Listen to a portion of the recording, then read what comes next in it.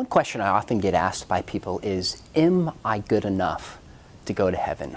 And although it's tempting to jump into a quick theological response, I often realize that underlying this is a very personal question. Am I good enough? Do I meet God's standards to get into eternal life? And I think the reality is, the answer is no. Now that might sound shocking, but look, Romans 3:23 says, "For all have sinned and fallen short of the glory of God." If you look at all in the original Greek, you know what it means?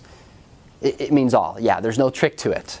The reality is every single person who has ever lived has sinned and fallen short. If you say that's not me, then you simply haven't reflected upon your heart and your life enough to realize that. So if you're basing the question, are you good enough to go to heaven, on your own life, you're going to fall short. You'll never have confidence. And this is the reality in other religions that are works-based, like, say, Mormonism or Islam. You can never have certainty or a high degree of confidence that you're going to heaven, because how do you know that you've met enough commandments? How do you know this? And yet 1 John 5:31 says we know that we have eternal life. We know that we have eternal life. Why? Because as Christians, our confidence is not based on our own goodness. Our confidence is in the one, Jesus Christ, who is perfectly good.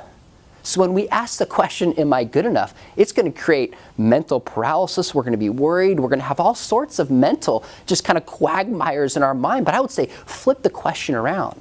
Not am I good enough, but am I believing in the one who is good enough? Because Jesus was the sinless, virgin-born, miracle-working Son of God. If you place your confidence in Him, then you are good enough to go to heaven, not because of what you do, but because of what Jesus has done for you.